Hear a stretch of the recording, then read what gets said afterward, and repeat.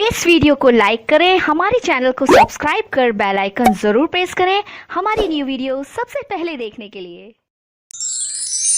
Hello दोस्तों, स्वागत है आपका मेरे इस यूट्यूब चैनल लीगलाइजेशन सर में।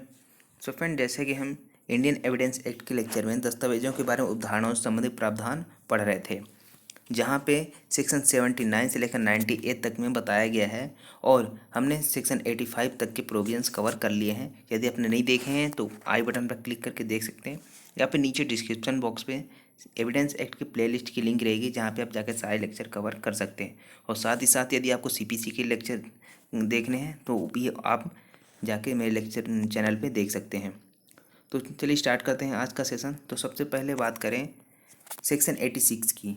तो यहाँ पे क्या बात की गई है, विदेशी न्यायिक अभिलेखों की प्रमाणित प्रतियों के बारे में अवधारणा।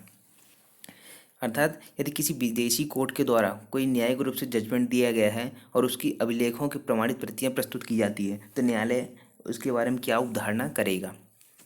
तो न्यायालय यह उद्धारित कर सकेगा। अर्थात हमने सेक्शन 85 तक जितने भी प्रोविजंस पढ़े थे, 79 से 85 तक, वहाँ पे क्या बताया गया है, उपधारणा करेगा, लेकिन यहाँ पे है कि उपधारणा कर सकेगा। तो न्यायालय के ऊपर ये डिपेंड करता है कि चाहे तो वह असली माने, चाहे कुछ भी करे, ठीक है।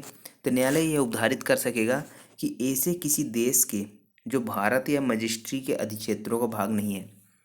अब किसके द्वारा न्यायिक अभिलेख जारी किया जा रहा था, जो भारत का क्षेत्र नहीं है, ठीक है ना, या फिर मजिस्ट्री के अधिक्षेत्रों का भाग नहीं है, उसके द्वारा न्यायिक अभिलेखों की प्रमाणित प्रतियां असली और शुद्ध है, ऐसी क्या करेगा न्यायालय उपधारणा कर सकेगा। अब यहाँ पे ये बाउंड नहीं है न्यायालय कि उपधारणा करेगा ही। अब यहाँ पे क्या लिखा है कि उपधारणा कर सकेगा। उसके बाद है पुस्तकों, मानचित्रों और चार्टों के उपधारणा। अब न्यायालय क्या उपधारित कर सकता है कि जो पुस्तक है, जो लॉ से रिलेटेड पुस्तकें होती हैं, या फिर सरकार के द्वारा मानचित्र जारी किया जा रहा है, कुछ प्लान्स जारी किया जा रहा है, कौन सी सरकार, चाहे तुम केंद्रीय सरकार हो चाहे राज्य सरकार हो, उसके द्वारा कुछ मानचित्र वगैरह जारी किया जा रहा है, तो न्यायालय उद्धारित करेगा कि वह असली असली है और सही है। उसके बाद है सेक्शन 88, तार संदेशों के बारे में उपधारणा। जो तार के माध्यम से संदेश भेजे जाते थे, उसके बारे में क्या उपधारणा है। यह उद्धारित कर सकेगा कि जो तार संदेश किसी व्यक्ति को भेजा गया था वह उसके समरूप है, और जो संदेश भेजे जाने के लिए पारेषित था, किंतु संदेश भेजने वाले व्यक्ति के बारे में उद्धारण नहीं करेगा। अब यहाँ पे जैसे मान लीजिए एक यहाँ से तार के माध्यम से संदेश भेजा गया है यहाँ पर, ठीक है, तो यहाँ से जो भेजा गया था संदेश, वही सेम यहाँ पर भी संदेश प्राप्त हुआ। उपधारणा उसके बारे में क्या करेगा कि हाँ यह सही है, ठीक है ना, जो यहाँ से भेजा गया वहीं पर या यहाँ पर प्राप्त होगा वही चीज़।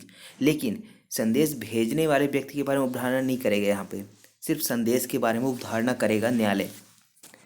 अर्थात जो संदेश भेजे जाने के लिए आशायित था वही संदेश प्राप्तकर्ता ने प्राप्त किया है। अर्थात जिन जो भेजने वाले ने भेजा था, ठीक है ना, जो संदेश भेजा था प्राप्तकर्ता ने वही सेम संदेश प्राप्त किया है। लेकिन यहाँ पर न्यायालय उस व्यक्ति के बारे में कोई अवधारणा नहीं करेगा जिस व्यक्ति ने संदेश भेजने के लिए पारित किया था, अर्थात संदेश को भेजा था।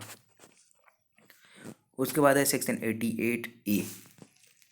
सेक्शन 88A क्या बात करता है, इलेक्ट्रॉनिक संदेशों के बारे में अवधारणा कर सकेगा, ठीक है ना। तो ऊपर हमने पढ़ा कि तार संदेशों के बारे में, ठीक है ना, तो यहाँ पे इलेक्ट्रॉनिक तार संदेशों के बारे में क्या है, इलेक्ट्रॉनिक संदेशों के बारे में कि अवधारणा यह कर सकता है, लेकिन यहाँ पर भी व्यक्ति की अवधारणा नहीं करेगा। उसके बाद है पेश ना की गई दस्तावेजों के सम्यक निष्पादन आदि के बारे में अवधारणा। तो न्यायालय उद्धारित करेगा कि हर दस्तावेज जिसे पेश करने की अपेक्षा की गई थी और पेश करने की सूचना के पश्चात पेश नहीं की गई, विधि द्वारा अपेक्षित प्रकार से अनुप्रमाणित, स्टाम्पित और निष्पादित की गई थी। अब मान लीजिए कोई डॉक्यूमेंट पेश करने के लिए बोला गया था और उसने सूचना मिलने के बाद भी पेश नहीं की, तो न्यायालय क्या उद्धारित करेगा कि विधि द्वारा अपेक्षित प्रकार से अनुप्रमाणित, स्टाम्पित और निष्पादित की गई थी। उसके बाद है ये काफ़ी इंपॉर्टेंट सेक्शन है, सेक्शन 90। सेक्शन 90 में क्या बताया गया, 30 वर्ष पुरानी दस्तावेजों के बारे में उदाहरणा। अब मान लीजिए कोई ऐसा डॉक्यूमेंट है जो 30 वर्ष पुराना है, तो उसके बारे में क्या अवधारणा की जाएगी। जहाँ कोई दस्तावेज पेश किया गया है जो 30 वर्ष पुरानी है, कितने वर्ष पुरानी है, 30 वर्ष, या फिर साबित किया गया है कि ऐसी किसी अभिरक्षा में से जिससे न्यायालय उस विशिष्ट मामले में उचित समझता है, वहाँ न्यायालय उद्धारित कर सकेगा कि वह दस्तावेज उन्हीं पक्षकारों द्वारा अनुप्रमाणित और निष्पादित की गई थी जिसके उचित अभिरक्षा में वो दस्तावेज था। अब यहाँ पे असली तो मानेगा, कब मानेगा, जब 30 वर्ष पुरानी दस्तावेज हो, ठीक है ना, और वह उचित अभिरक्षा में रखा गया हो, तभी उन क्या मानेगा, अनुप्रमाणित और निष्पादित मानेगा कि हाँ उन्हीं पक्षकार के द्वारा अनुप्रमाणित और निष्पादित की गई थी। किसके द्वारा, जिसके उचित अभिरक्षा में वह दस्तावेज रखा गया था। तो यहाँ पर 2-3 चीज़ें क्या जरूरी है कि 30 वर्ष पुरानी होनी चाहिए, उसके बाद उचित अभिरक्षा में होनी चाहिए, उसके बाद दस्तावेज उन्हीं पक्षकारों के द्वारा अनुप्रमाणित और निष्पादित की गई थी, ऐसा न्यायालय उद्धारित करेगा। कब, जब उचित अभिरक्षा में रखा गया हो। अब यहाँ पे कुछ दृष्टांत हैं कि राम भूमि स्वामी पर दीर्घकाल से कब्जा रखता आया है, ठीक है ना।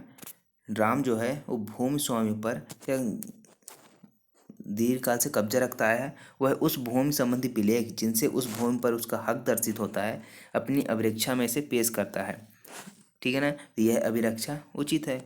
उसके बाद है श्याम उस भू संपत्ति से संबंध विलेख जिसका वह बंधकदार है पेश करता है, बंधकदार संपत्ति का कब्जा रखता है, यह भी अभिरक्षा उचित माना जाएगा।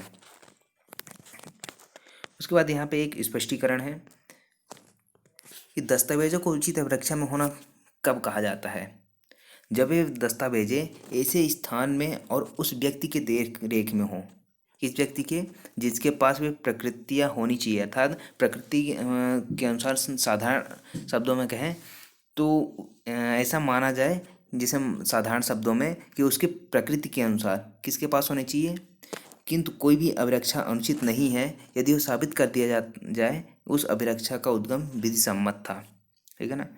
अब यहाँ पे यही चीज़ बताई गई है कि उचित अभिरक्षा क्या होता है। उचित अभिरक्षा का मतलब क्या है कि एकदम उस व्यक्ति के देख रेख में होना चाहिए। उसके बाद यहाँ पे एक केस था, रामू सिंह वर्सेस बंदीबाई गोंड, जो 2012 MPLJ केस था, MP का केस था, जिसमें कहा गया कि 30 वर्ष प्राचीन दस्तावेज की ग्राह्यता है तो 30 वर्ष की अवधि की गणना उस साक्ष्य से प्रस्तुति दिनांक के पूर्व से की जाएगी, न कि उस बाद की प्रस्तुति दिनांक से।